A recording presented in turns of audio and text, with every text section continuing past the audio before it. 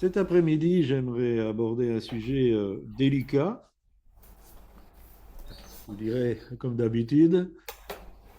Le titre de ce message, c'est Les trois armes de la manipulation. Et pourquoi aborder ce thème? Eh bien, parce que si vous suivez un peu les réseaux sociaux, euh, tous les jours, on parle du pervers narcissique. Ce midi à table, le pasteur Corinne a fait un rapide coup d'œil sur TikTok et sur 3 minutes de défilement, il y avait 5 personnes qui parlaient du pervers narcissique et notamment 4 femmes pour un homme. Alors pourquoi en parler? Parce que je pense qu'il y a des courants de pensée qu'il faut analyser pour bien pouvoir se situer. Et ce message a deux buts. Le premier d'abord, c'est comment je dirais, de faire sortir du bois les personnes qui se cachent derrière un pervers narcissique chimérique, je vais dire, pour, comment je dirais, pouvoir occulter toutes les choses pas belles qu'elles font. Et aussi pour les personnes qui effectivement sont sous l'emprise d'un pervers narcissique, de pouvoir aussi sortir du bois, mais pas du tout pour les mêmes raisons, mais pour chercher à trouver de l'aide, parce que on peut avoir de l'aide et on peut sortir de ces situations difficiles. Mais pour cela, il faut bien savoir de quoi on parle. Alors pourquoi on parle autant des pervers narcissiques? Eh bien, c'est une sorte d'effet de mode. C'est un terme qui est utilisé en psychiatrie, qui a pris, voilà, qui est rentré dans le vocabulaire. Je ne crois pas que quelqu'un d'entre nous puisse dire c'est quoi un pervers narcissique parce qu'on a entendu cette formulation un peu chacun. Et finalement, au niveau psychiatrique, on a très difficile à faire la différence entre le pervers narcissique et le psychopathe. Parce qu'ils ont des similitudes et le fond est pareil, mais le fait de l'extérioriser est différent. Chez le psychopathe, il n'y a pas vraiment une recherche du social. Par contre, chez le pervers narcissique, la recherche du social est importante. Alors, cet effet de mode, bien sûr, il a été produit par quoi? Eh bien, par la notion de relation d'aide. Nous avons déjà dit sur ce lieu ce que nous pensions de la relation d'aide. Nous croyons à la guérison intérieure manifestée par le Saint-Esprit. Mais pour nous, ce qu'on maintenant on met derrière la relation d'aide, c'est du business, c'est la possibilité de se faire beaucoup d'argent sur les problèmes des autres. Et ces personnes qui sont dans la relation d'aide tournent en rond, continuent à tourner en rond, alors que d'autres, évidemment, profitent de cette perduration du problème. C'est aussi, et là je vais encore me faire des amis, c'est aussi une philosophie féministe. Parce que pour beaucoup de personnes qui se sentent victimes de pervers narcissiques, ce sont des femmes. Or, le pervers narcissique peut être tout à fait masculin, mais aussi féminin. Ce n'est pas comment je dirais, ce n'est pas réservé aux hommes. Tous les êtres humains peuvent manifester un caractère pervers narcissique.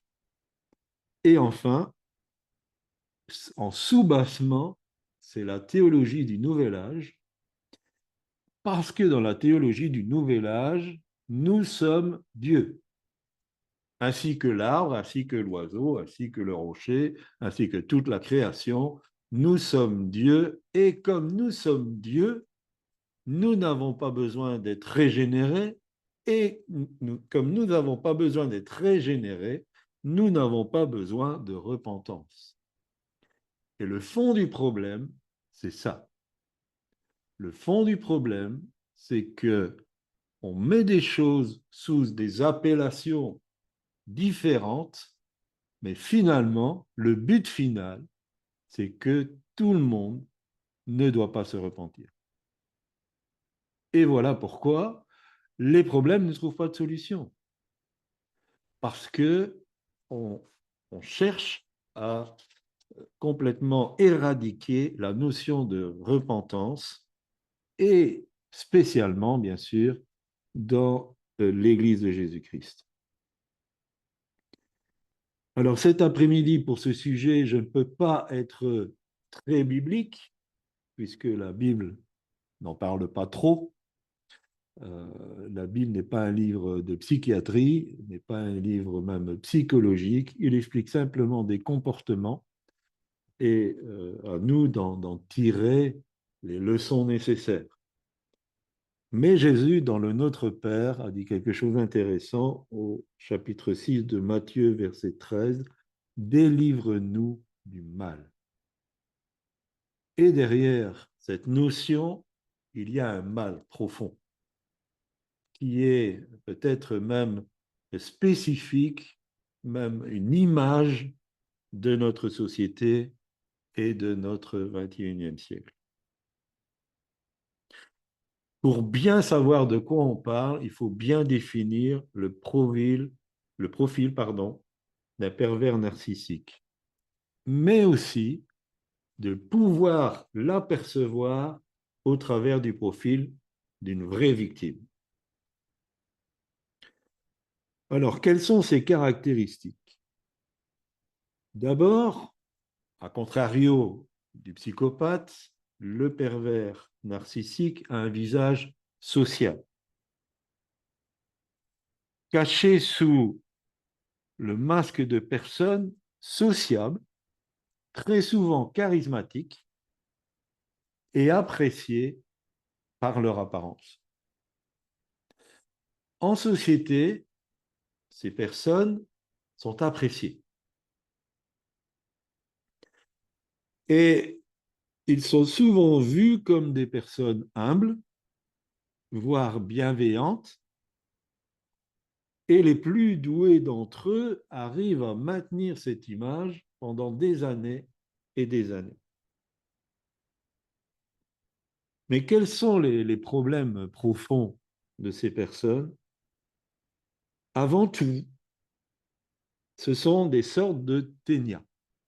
Alors, je ne sais pas si vous savez ce que c'est un ténia. Dans le terme populaire, c'est un ver solitaire. C'est un ver solitaire, c'est cette petite bestiole qui se met dans vos intestins et qui va se nourrir de votre nourriture. Et c'est exactement ce que le pervers narcissique fait pour sa victime, c'est qu'il va se nourrir de sa vie. Il va pomper son énergie, il va pomper tout ce que cette personne peut avoir de bon, manifester de bon pour se l'approprier. Là, on en arrive à ce phénomène qui est le premier symptôme prioritaire. Il est incapable de se repentir, incapable de se remettre en question, incapable d'avouer d'une manière saine ses torts. Alors, bien sûr, il est capable de se remettre en question, mais son but, c'est de récupérer sa manipulation sur sa victime. Alors, il peut promettre monts et merveilles, mais c'est jamais tenu par de la réalité, parce que ce qu'il avance et cette remise en question, c'est juste pour reprendre le pouvoir, parce qu'il sent que sa victime est en train de lui échapper. Et pour que sa victime devienne de plus en plus malléable, il va utiliser la victimisation, le chantage affectif, et il ne va pas supporter qu'une autre personne aime sa victime. Il veut l'exclusivité de l'affectif. Pour ce faire, il va utiliser toutes sortes de stratagèmes pour isoler la victime de sa famille et de son cercle d'amis. Et dans ces stratagèmes, il a l'habitude de dominer sa victime, et pour cela, il va utiliser la terreur et l'intimidation, la culpabilisation et l'humiliation publique et des formes subtiles de mensonges. En fait, il montre un visage tout à fait charismatique, tout à fait sociable, mais par rapport à sa victime, il est toujours en train de l'abaisser, de l'humilier et de l'isoler de plus en plus du monde extérieur. Il faut savoir que chez ces personnes, rien n'est vrai. Rien. Parce qu'il n'y a aucun affectif. Et tout ce qu'il dit, c'est que du paraître. C'est un menteur né, et malgré les quelques bribes que la victime peut faire entrevoir, parce que quelquefois la victime essaye de sortir de ce carcan, et quand elle essaye d'en parler, elle n'est pas crue. Et là, ça rentre un domaine spirituel, parce que les personnes sont aveuglées. La victime peut dire des choses, mais elle n'est pas crue. Et le menteur est cru. Et c'est sa parole à lui qui est acceptée. Donc ça rend encore, comment je dirais, la sortie de cette situation pour la victime encore plus difficile. Et on n'est plus dans des comportements humains, parce que c'est un esprit diabolique. C'est un démon, même plusieurs démons qui sont en train d'agir à travers une personne. Donc ça dépasse le cadre humain. Et ça, la psychologie, elle ne peut pas le définir. La psychologie, elle ne peut pas aider dans ce sens. Parce qu'il n'y a qu'une intervention spirituelle qui va permettre aux victimes de sortir de cette domination démoniaque. Mais avant, peut-être, de dire, eh ben voilà, effectivement, je suis sous la toxicité d'un pervers narcissique, il faut savoir aussi comment va se comporter la victime. Et si jamais un jour vous êtes confronté à une personne qui vient vous voir pour que vous l'aidiez parce qu'elle est sous la domination d'un pervers narcissique, regardez bien si vous retrouvez ces symptômes. Donc, ces personnes, avec le temps, sont démunies et elles sont isolées. Si vous avez une personne qui vient dire qu'elle est sous l'activité d'un pervers narcissique et qu'elle a une flopée d'amis, le symptôme n'est pas bon. Elles sont bien souvent pas en mesure de se défendre et d'en parler à leur entourage. Donc, ce sont des personnes qui sont murées dans le silence. Et au début, il faudra vraiment l'amener dans un climat de confiance. Parce qu'elle a tellement souvent essayé de trouver de l'aide et qu'elle n'a pas été crue et que finalement, c'était encore plus un écrasement qu'un soulagement, qu'elle aura très difficile à s'ouvrir. Et avant de comprendre là où elle se trouve, que la victime réalise là où elle est elle est souvent retombée sous le charme de son pervers narcissique. Parce qu'elle a cru, c'est remise en question. Et la prise de conscience ne vient pas après le premier incident, mais il y a eu peut-être des années d'incidents avant que finalement la personne commence à prendre conscience. Et ce qui est terrible, c'est que ces personnes sont en prise au piège d'une forte dépendance affective. Donc en arriver là, c'est un vrai déchirement dans leur âme. Elles sont enfermées dans une culpabilisation profonde et dans leurs propos, elles vont encore se rendre responsables de la situation. Et si elles arrivent à se dégager, pendant longtemps, elles vont craindre encore d'en parler. Et certainement pas en public. Et ça, je dirais, c'est le symptôme pour nous qui démontre que toutes ces personnes qui parlent de pervers narcissiques n'ont jamais vécu cela parce qu'elles en parlent en public, très librement et sans aucune crainte.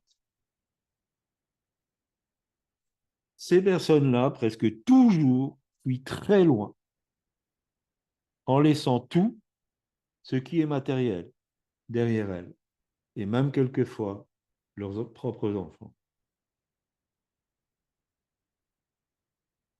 Si ces deux témoignages concordent, alors on peut dire que nous avons devant nous une victime d'un pervers narcissique. Et c'est à ce moment-là qu'on peut commencer à l'aider. J'aimerais simplement que Pasteur Corinne donne deux témoignages de personnes qu'elle a rencontrées à ce niveau-là.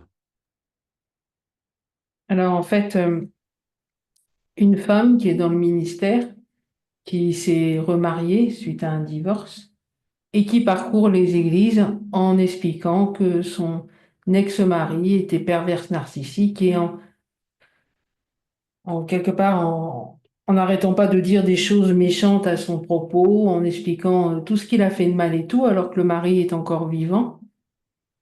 Donc il est bien évident que euh, elle n'était pas avec un perverse narcissique. Et les gens accourent pour suivre ce ministère, pour bien comprendre comment fonctionne un pervers narcissique et prendre tous les éléments en main contre son ex-mari. Alors c'est tout simplement scandaleux et ça n'est absolument pas un pervers narcissique, sinon elle n'aurait jamais euh, été dans les églises, commencé à dénoncer ce que faisait son ex-mari qui est toujours vivant et qui peut trouver, comme nous tous sur YouTube, tout ce qu'elle déballe sur son ex-mari. Elle aurait eu trop peur pour faire ça. Et donc, il faut faire bien attention à bien voir cette caractéristique particulière, c'est que la personne qui est victime d'un pervers narcissique, elle aura peur. Et elle va plutôt se cacher plutôt que de... Et déjà, elle ne dira rien et elle ne va pas dénoncer en public et devant tous ceux qui veulent bien l'entendre, celui-ci est un pervers narcissique. Donc il y a une façon de se faire du beurre, on va dire, voilà, qui est tout à fait scandaleuse au profit de gens qui, véritablement, pour certains, sont victimes de pervers narcissiques. Et j'ai connu aussi une femme, un jour j'étais dans un rassemblement, et en fait une femme fréquentait un gars que je connaissais aussi, et elle est venue à ce rassemblement, et lui aussi, mais ils étaient séparés. Et elle allait voir toutes les personnes qu'elle pouvait, des toilettes jusqu'à, pour dire qu'en fait, elle était victime d'un pervers narcissique que qui l'avait suivi au rassemblement, alors que j'ai observé, hein, on n'est pas aveugle, lui, il faisait sa live, comme on dit, il y avait des ateliers, il allait dans les ateliers, tout ça, mais elle allait partout baver sur lui, et elle était en train de le faire passer pour un malpropre, quelqu'un qui était vraiment pas recommandable, elle essayait de monter les gens contre lui, alors que lui, il faisait rien. Et la pervers narcissique, c'était pas lui, c'était elle. Donc il faut faire très attention parce que des fois, il y a des personnes qui vont essayer de faire passer quelqu'un pour pervers narcissique alors que c'est eux les pervers narcissiques. Donc je rejoindrai vraiment, il faut bien comprendre qu'une personne qui est victime d'un pervers narcissique va être dans la crainte. Et on parle des non-chrétiens, mais on parle aussi des chrétiens. Parce que quelque part, la personne va être complètement enfermée par le pervers narcissique et va vivre dans la peur de cette personne. Il faut savoir que cette personne, eh bien, elle va être dénigrée partout. Et quelque part, eh bien, quand elle va, jamais elle n'ouvre la bouche à cause de sa peur, et quand elle va ouvrir la bouche, bah souvent ses amis, ses connaissances vont pas la croire parce qu'elle n'a jamais rien dit.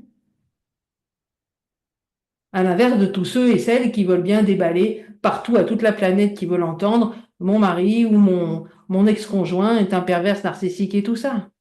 En toute honnêteté, si vous avez eu affaire à un véritable pervers narcissique, vous allez vous taire. Et donc, prudence, ne vous laissez pas avoir par ces gens parce que c'est une véritable mode. Maintenant, vous voulez vous débarrasser de votre nana ou de votre mec, vous dites qu'il est pervers narcissique. Et ça marche. Donc, il faut vraiment faire attention à tous ceux qui disent ça, de savoir que les pervers narcissiques, souvent, ce n'est pas les personnes qui dénoncent, mais c'est eux-mêmes, véritablement. Et une personne qui est sous le joug d'un pervers narcissique va vivre dans la crainte, va vivre dans quelque part la dévalorisation d'elle-même, de cette personne, hein. La dévalorisation d'elle-même, elle veut, plus ça va aller, moins elle veut se sentir capable de faire quoi que ce soit, parce que tout ce qu'elle fera, de toute façon, sera traîné dans la boue à chaque fois. Elle aura l'impression d'être complètement infantilisée. Et donc, cette personne, quand elle va venir un jour en parler, elle sera complètement déstructurée, complètement, euh, quelque part, elle sera démolie, véritablement démolie. Et elle va pas aller fanfaronner. Non, ça, c'est pas la vérité, ça. Donc, prudence quand on a affaire à ce genre de personnes. Bien, bien, bien discerner, vraiment. Et il n'y a pas besoin d'avoir un bon discernement, hein, pour pouvoir discerner ça. Bien sûr, après, il y a d'autres nuances, mais il suffit déjà de voir ça. Et si vous avez affaire à de telles personnes, vous saurez que vous n'avez pas affaire à quelqu'un qui a affaire à un pervers narcissique. Voilà. Merci. Alors j'en reviens au thème de ce message, parce que sans arriver jusque-là, nous pouvons être sous l'effet d'une manipulation et nous-mêmes, nous pouvons, peut-être sans le vouloir, utiliser une certaine façon de manipuler. Donc j'aimerais essayer d'expliquer comment fonctionne la manipulation des êtres humains. Parce que cette manipulation, quelque part, elle rend esclave. On est dépendant de personnes. Donc c'est une sorte d'esclavage. Et beaucoup d'enfants de Dieu sont empêchés d'entrer dans leur plein épanouissement d'enfants de Dieu et dans leur identité en Dieu parce qu'ils sont sous l'effet de manipulation. 2 Thessaloniciens chapitre 2 verset 11 nous dit « Aussi Dieu leur envoie une puissance d'égarement pour qu'ils croient au mensonge. » La première des armes du manipulateur, c'est le mensonge. Tous ceux qui mentent et qui vous mentent vous manipulent. Et je crois que vous serez tous d'accord avec moi, notre société a pour principe la vie de tromperie. Tout est basé sur l'apparence, le paraître et les faux-semblants. Vous verrez apparaître, je crois que c'est demain, le verset du jour qui est tiré d'un proverbe. Et Salomon disait, ceux qui sont pauvres font le riche et ceux qui sont riches font le pauvre. Et c'est notre société, c'est tout l'apparence, le paraître et les faux-semblants.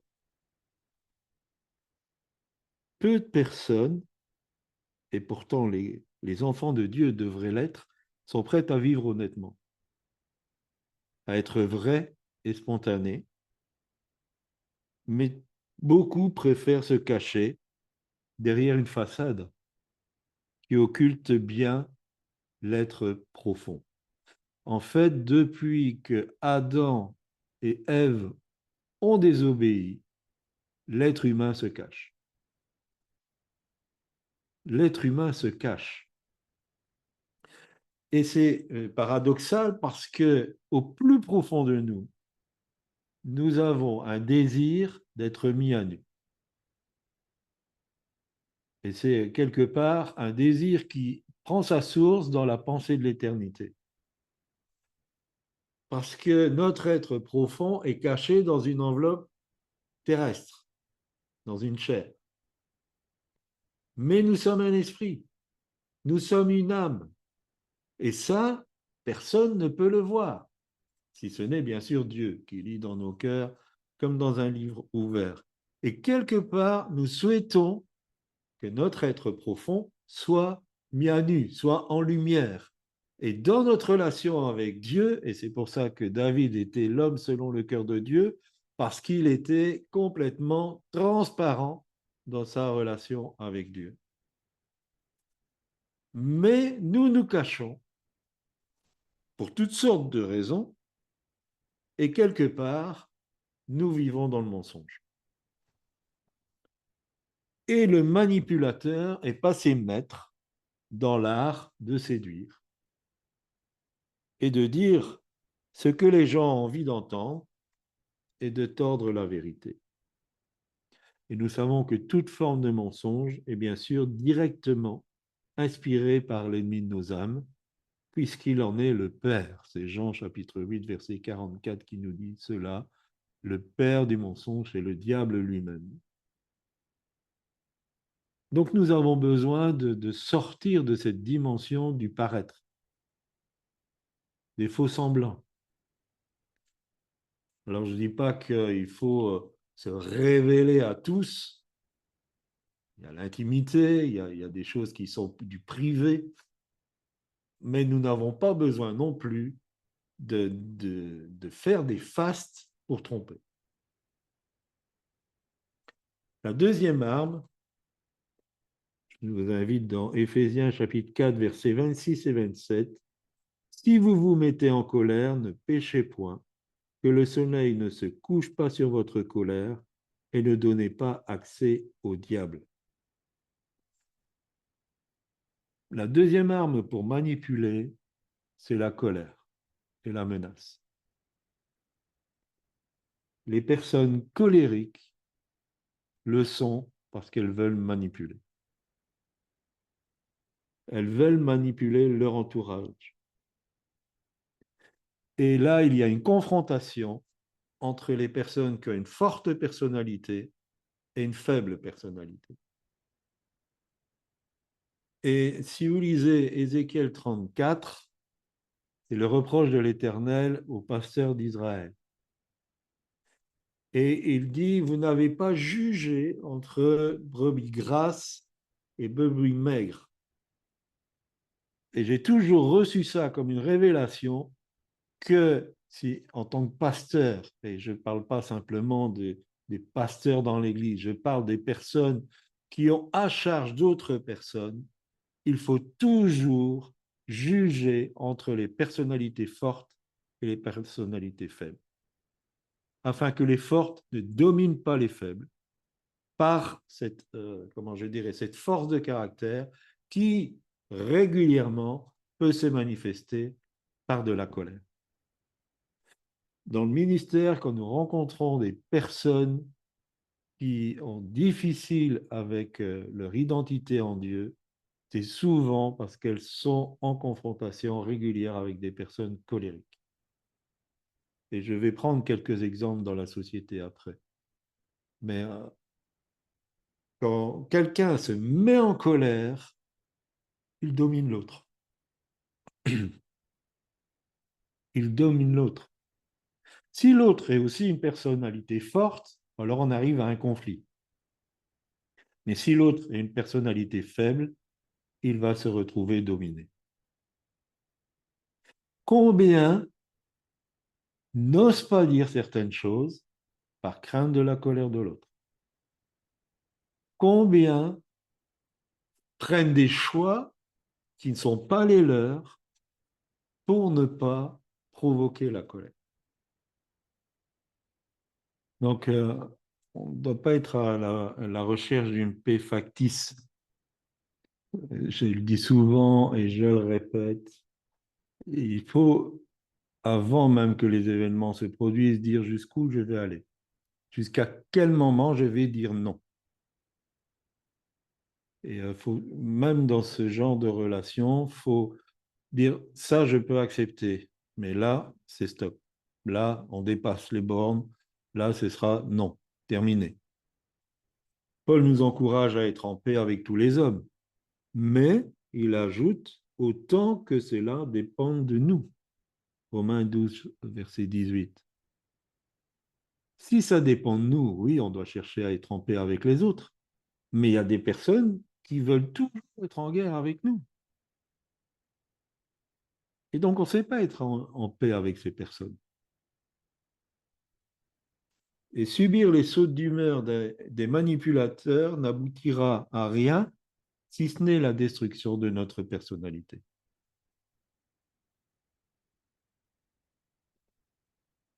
La troisième arme, et je lis dans la version Darby, 2 Timothée 1,7, car Dieu ne nous a pas donné un esprit de crainte, mais de puissance et d'amour et de conseil. Bien sûr, la troisième arme, c'est la peur. Ajouter au mensonge, à la colère, la troisième arme, c'est la peur. Et en fait, le terme grec traduit par crainte, beaucoup le traduisent timidité, se retrouve qu'une seule fois dans le Nouveau Testament, mais il y a la notion de lâcheté devant une difficulté.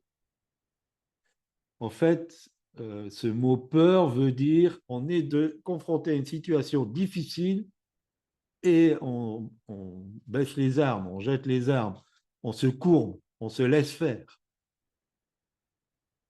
Mais l'esprit que Dieu nous a donné n'est pas un esprit pour se laisser faire. C'est un esprit pour manifester de la puissance. Et bien sûr, de l'amour. Et aussi de la force. Le Saint-Esprit que Dieu nous a donné n'est pas là pour que nous soyons complètement écrasés par les autres. Et dans la peur est innée chez l'être humain. Mais ce qui n'est pas normal en tant qu'enfant de Dieu, c'est qu'on soit dominé par la peur. Si la peur nous paralyse, nous empêche, nous cloisonne, nous enferme, il faut remporter une victoire. Et nous avons reçu le Saint-Esprit pour être dans cette victoire. Tous les manipulateurs vont utiliser la menace, l'intimidation. Dans tous les cas de pédophilie, l'abuseur va menacer sa victime. Si tu en parles, on ne te croira pas. On va te mettre en prison. À des enfants qui ont 6, 7 ans, on va leur dire, si tu dis ce qui se passe, on va te mettre en prison. Et ces enfants croient. Ils sont dans la peur. Combien de victimes d'abus ont duré des années avant de pouvoir commencer à en parler? L'insécurité est produite par les manipulateurs pour que leur sujet soit dans la crainte. Dans un niveau sociétal, l'insécurité qu'on fait passer par toutes sortes d'informations, c'est pour tenir les gens dans la crainte. Parce que quand les gens sont dans la crainte, ils n'agissent pas. S'il n'y a pas de danger, ils vont en créer un. Donc un danger imaginaire pour asseoir leur domination et pousser les dominés dans les pires choix de vie qui soient. Et si vous avez vu la fiche qui présentait ce message de cet après-midi, c'était une photo d'Hitler. Et à une époque, nous avons lu ensemble un livre de Laurence Ries sur Hitler, donc qui était une biographie d'Hitler. Et dans son analyse, elle disait que Hitler, pour asseoir son pouvoir, avait créé un ennemi imaginaire en utilisant le peuple juif. Et il a utilisé sa propre haine pour le peuple juif pour en faire un ennemi imaginaire, et il a emmené toute la nation allemande dans des abominations. Parce que cette nation a cru à ce mensonge et a eu peur du peuple juif. Et il a assis son autorité parce qu'il les a conduits à faire des choses abominables. Et si vous arrivez à culpabiliser une personne et que vous la menacez par rapport à cette culpabilité, qu'elle soit juste ou pas juste, vous l'avez rendu esclave de vous. Si vous acceptez la culpabilité que le diable essaye de mettre sur vous et que vous craignez à cause de cette culpabilité, vous devenez esclave du diable. La culpabilité, c'est l'arme du diable pour vous enfermer. L'Esprit Saint ne vous culpabilisera jamais. Il va vous convaincre. Pourquoi? Pour vous amener à la repentance. La repentance, c'est libérateur. La repentance, c'est une chose extraordinaire parce qu'elle nous rend libres, elle nous lave, elle nous purifie.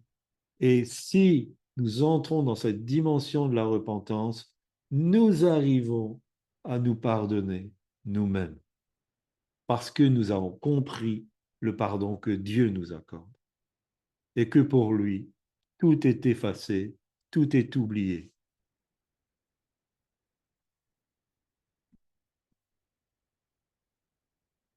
Alors, quelques exemples qu'on peut retrouver. Donc, ces personnes, qu'elles soient pervers narcissiques ou moins graves, qu'elles soient manipulatrices, elles s'installent dans votre vie pour vous pomper d'une certaine manière et pour vivre à vos dépens.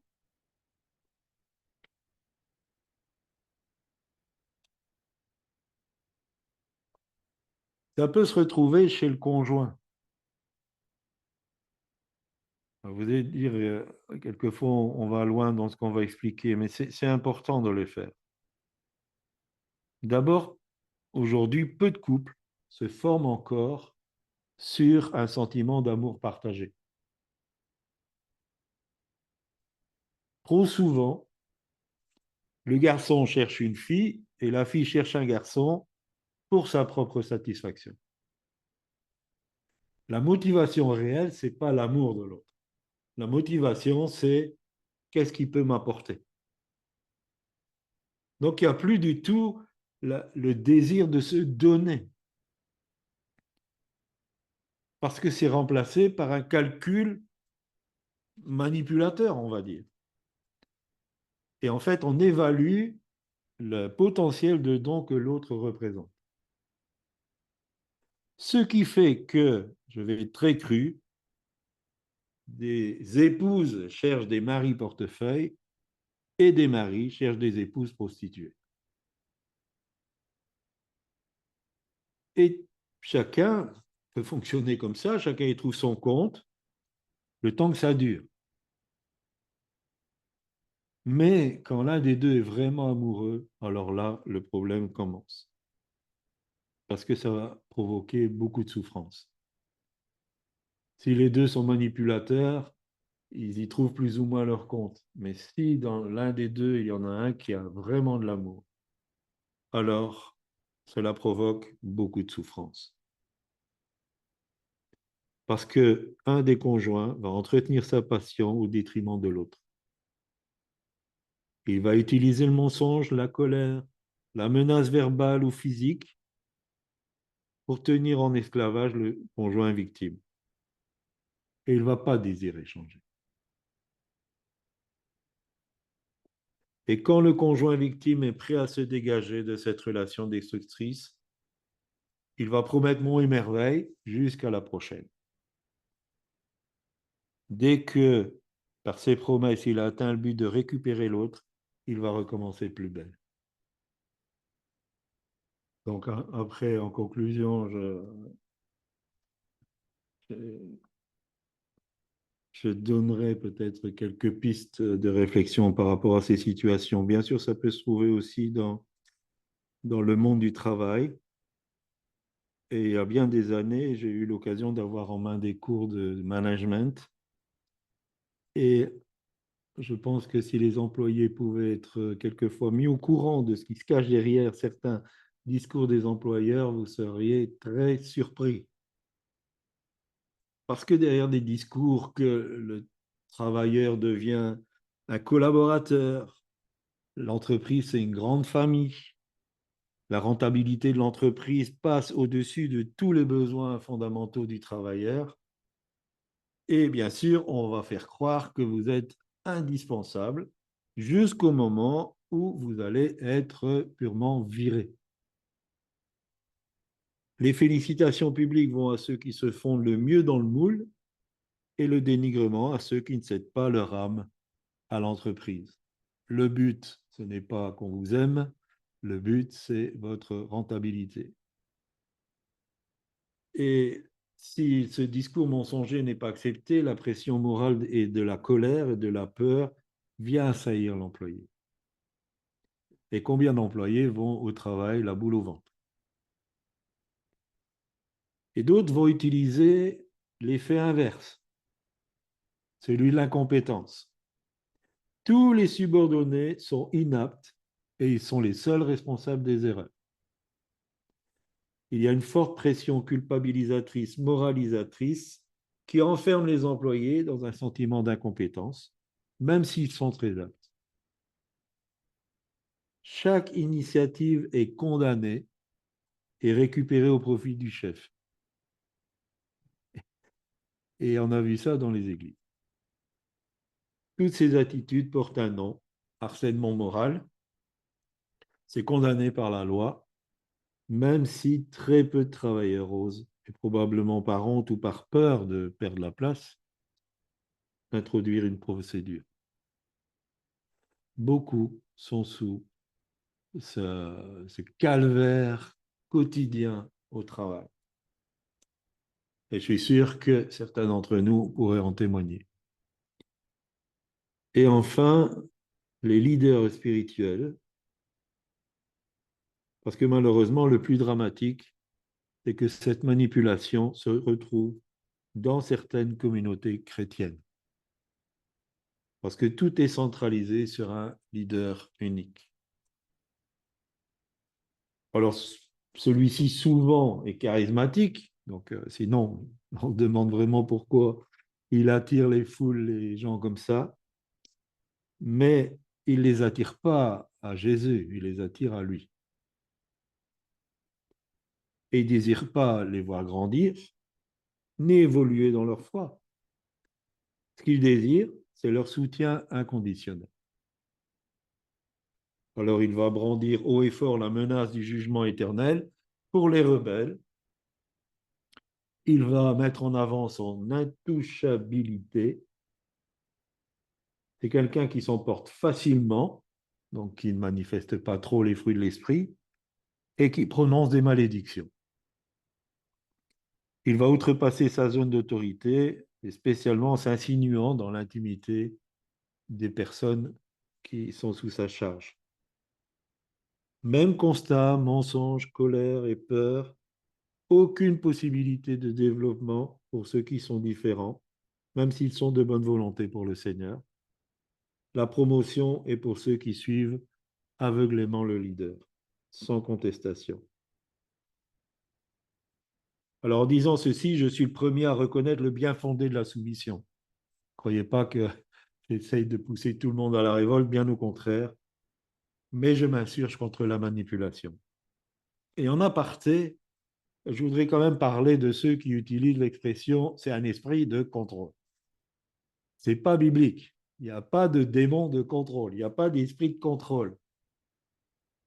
Mais souvent, les personnes qui utilisent ça, c'est parce qu'elles veulent se soumettre à rien. Alors, quelquefois, c'est par blessure, mais malgré tout, le but, c'est dès qu'on essaye de leur dire quelque chose, ah, vous avez un esprit de contrôle. Il ne faut pas oublier que nous sommes des disciples. Ce qui, par définition, sous-entend de l'engagement, de la soumission et de la fidélité. Donc, Dieu ne veut pas que nous soyons esclaves. Il ne voudra jamais qu'on soit esclaves. Il nous a rendus libres, ce n'est pas pour qu'on soit esclaves. Mais il attend de nous une obéissance à sa parole. Et quand un leader est bien intentionné spirituellement, bibliquement, qu'il a de l'affection pour vous, s'il vous dit de faire attention, s'il vous donne des consignes, ne voyez pas ça comme un esprit de contrôle, c'est plutôt pour vous aider, pour que vous viviez le meilleur avec le Seigneur. N'oublions pas que le peuple d'Israël est sorti d'Égypte, il est sorti de l'esclavage, mais c'était sous la houlette de Moïse et Aaron que Dieu avait suscité pour cela. Alors en conclusion, j'ai été long, merci pour votre patience. Peut-être que ce constat vous a touché et que vous vous retrouvez dans ce message. J'espère pour vous que ce n'est pas par rapport au pervers narcissique, mais peut-être que vous sentez que d'une certaine manière, vous êtes manipulé. Si vous êtes sous la domination de ce genre de personnes, et cherchez à en parler. Faites-vous du bien, cherchez à en parler. Bien sûr, avec des personnes de confiance, parce que c'est votre santé morale qui est en jeu. Et votre épanouissement en Dieu aussi. Je ne peux pas donner de conseils généraux. Je ne peux pas vous dire, il faut faire ça, parce que chaque cas est unique. Vous êtes une personne unique et votre situation, elle est dans ce sens unique. Tout ce que je peux dire, c'est que il ne faut pas tomber sous des conseils qui sont des interprétations d'une loi. Dieu est un Dieu de personne à personne. C'est un Dieu de relation, ce n'est pas un Dieu de loi. Dieu connaît votre situation en tant que personne. Vous n'êtes pas un sujet sous une loi. J'espère que vous comprenez la différence. N'allez pas voir une personne qui va vous sortir de son catéchisme et dire, voilà, votre cas, il se retrouve à l'article 7, alinéa 29, et donc vous devez faire ça. Cherchez quelqu'un qui est sous l'Esprit de Dieu, qui connaît le cœur de Dieu et qui va vous conseiller en fonction du relationnel avec Dieu. Parce que chaque cas est unique. Mais c'est important que vous cherchiez de l'aide. Et spécialement si vous êtes sous la domination d'un pervers narcissique, cherchez de l'aide. Parlez-en à quelqu'un de confiance, qui va peut-être, ne fût-ce que en vous écoutant, vous allez clarifier la situation. Voilà, merci de m'avoir écouté. J'espère que ça aide certains dans un sens ou dans un autre.